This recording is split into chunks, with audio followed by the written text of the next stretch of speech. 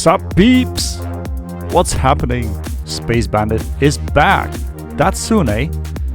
Yeah, I don't know what the hell is going on. I'm back sooner than I thought. But anyway, so today we're gonna have something different.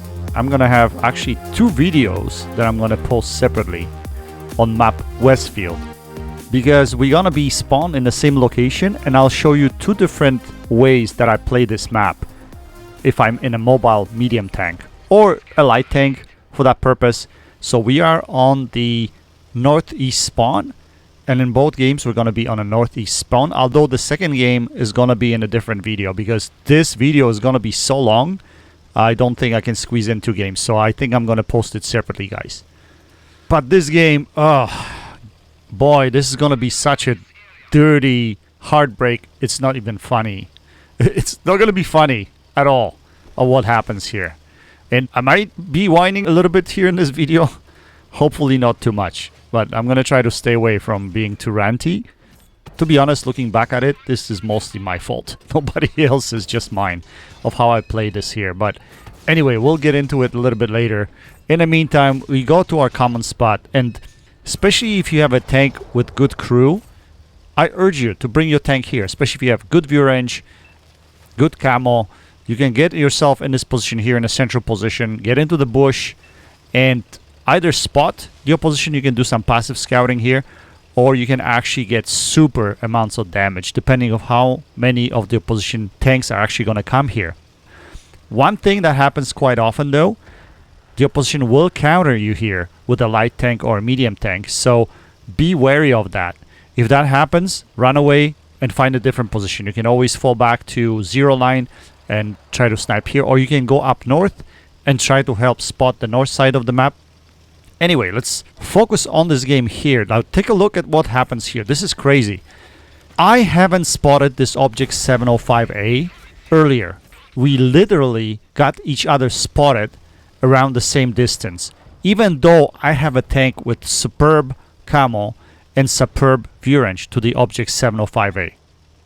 So I don't really know what this game does sometimes, but this is one of the things that I was like, what the shit?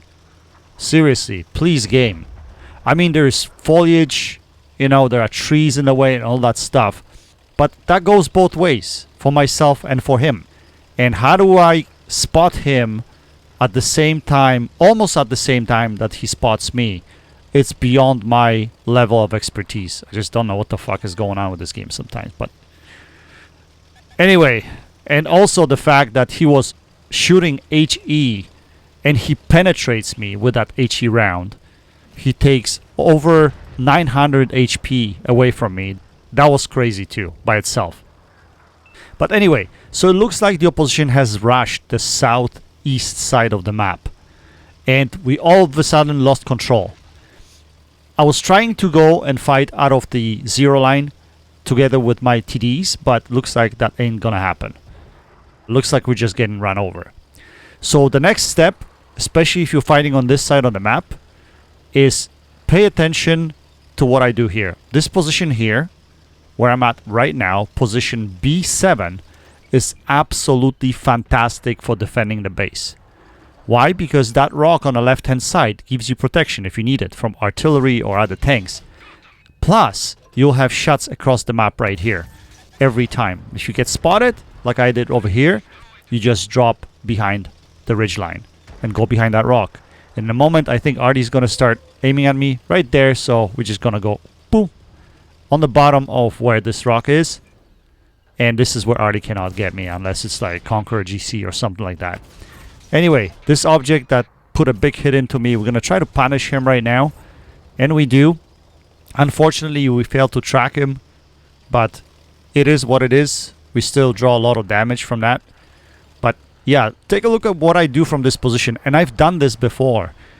I've seen actually players play out of this position and don't even move the whole game, because basically they will post over here to fight the C3A1 quadrant, and then if that area is won, they turn around and fight the other side of the map over here.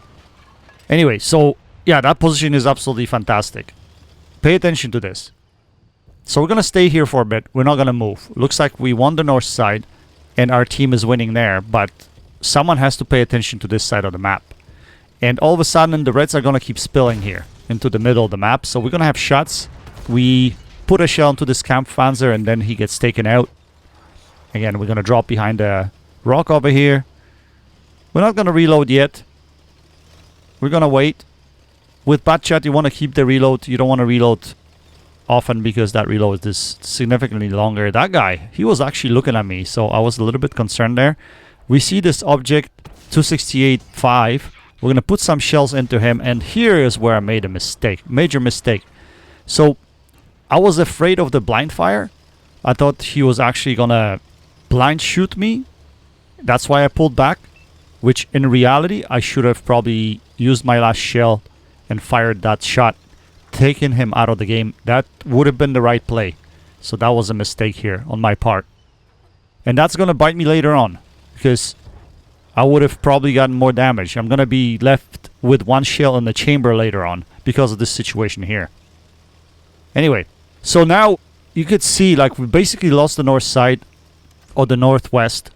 We don't really have much control of the map except maybe for that heavy tank in the middle. But we right now putting ourselves first in a position to shoot this object 705A.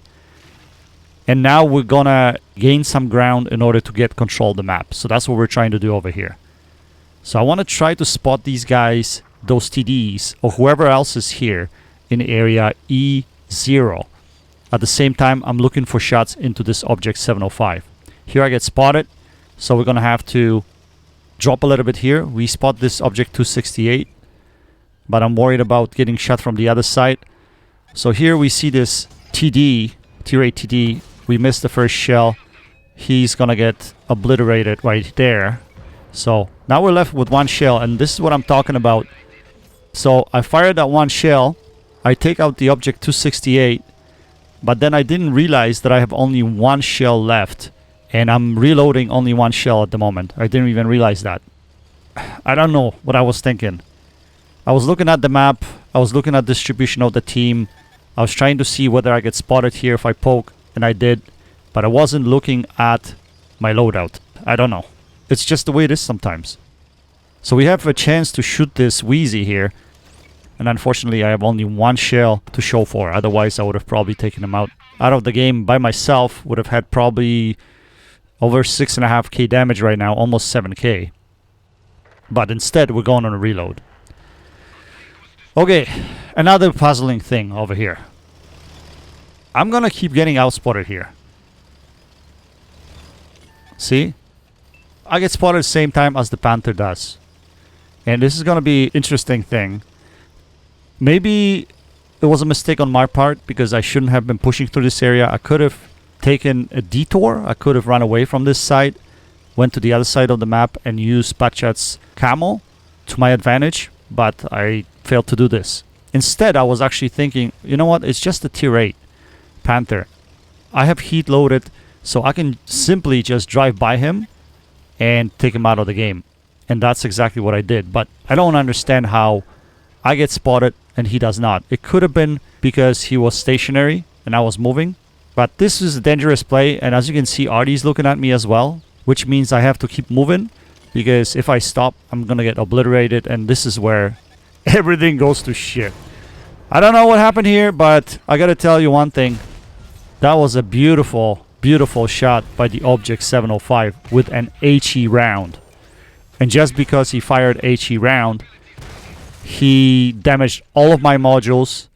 He pretty much set me on fire. I went into panic mode.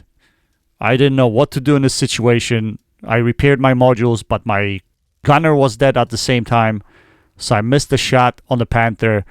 And then I just decided to commit suicide. I said, fuck this game. Fuck it.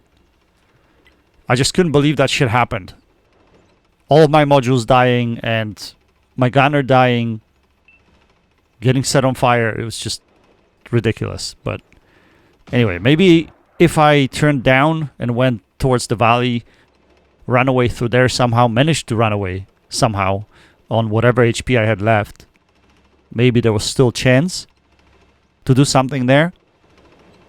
But man, This game, I tell you guys, sometimes it just rubs me the wrong way. And this is what happened here. It was quite unfortunate, but I gotta give credit to Object 705.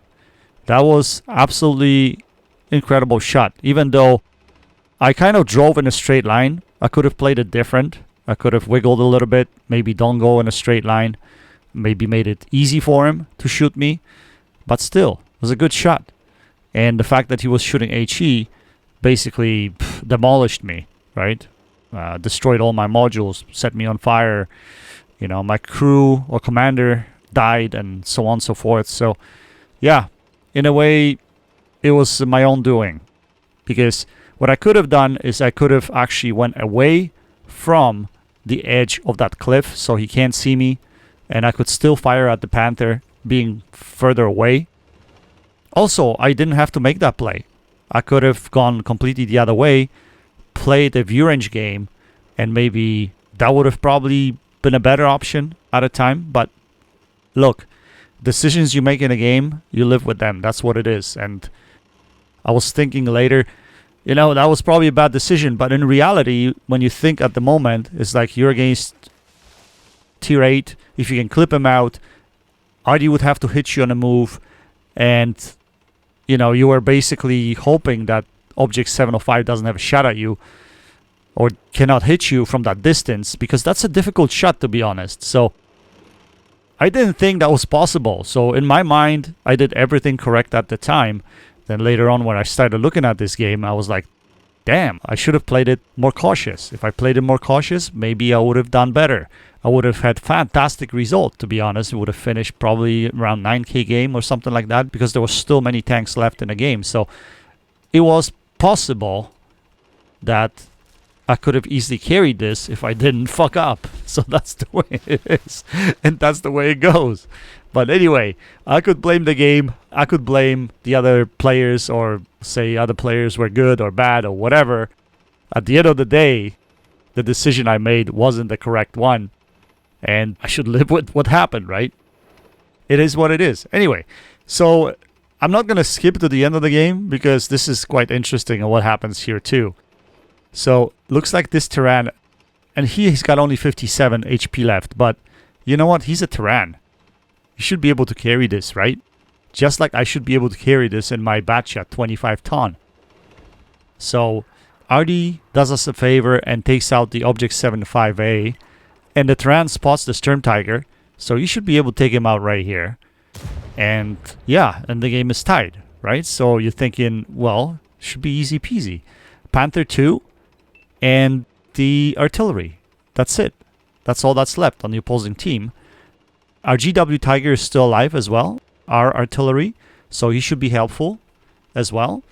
So all this Terran has to do, to be honest, is stay in the central area here, close to the cap circle, because he knows that Panther is on the other side, or last time he was spotted on the other side. He doesn't know where the RD is, but obviously RD is not in a spawn, so he must be also somewhere on the other side of the map. And what I mean by that is either JK or 90 lines. So all the Terran has to do is he has to stay in the central area of this map, because he will outspot anything that moves. Literally. He doesn't have to move from this position. Here the Panther is spotted. He just spotted him right there. And instead of coming back into the central location, taking the Panther out, he decided to do something completely different. Here, he spots T92 as well. So he knows where everybody is. All he has to do is stay in the center. But all he does is he scoots around to the other side. I know he was spotted. He could have turned around and come back up. And that's what I thought he was going to do. I was going to click on a map and tell him that's where you should go. But then sometimes I do these things. I click on a map, whatever. People listen to me and then they die. So I would rather let them do whatever they want to do. So I was like, okay, this guy probably knows what he's doing. Let him do what he wants to do. But because of this, the opposition's Panther went after our RD, took him out of the game, and all of a sudden we're losing this game. So yeah, I don't know. In my opinion, he should have stayed central. He should have went closer to the D7 area right there, spot the Panther, shoot him, do the same thing with the RD if he shows up. If not, then that's next step. You can think about it later. So anyway, he's drawn himself way too close right here. And that's what he does. He spots the RD. And I thought, okay, even though he spotted him, he should be able to take him out of the game because it was an early spot. But he shoots HE. How is he not shooting AP rounds? With an AP round, he would have taken the RD out of the game. I mean, he could have low rolled and not taken him out of the game, but that's very unlikely. He should have been able to take RD out of the game with an AP round because RD had only 949 HP or something like that. Anyway, that's crazy, and that's one of those crazy games that when it finished, I just shut down the console. I was like, I'm out of here. This is like, what the fuck this game is doing to me anyway. So yeah, we finished with 6.7k damage, 1800 assisted, but in reality, that should have been a hell of a carry. We should have been able to clutch this and finish with probably close to 8k damage, but because of my stupidity, that wasn't meant to be. Anyway, the next game I'm going to show you on Westfield, from the same spawn, we're going to be in Pt.1. And in this one, we're actually going to play it right. So for every bad one, there's a good one. Anyway, guys, I hope you enjoyed this replay and my comm. That's it for now. Until next time, happy tanking, Space Bandit. Check it out.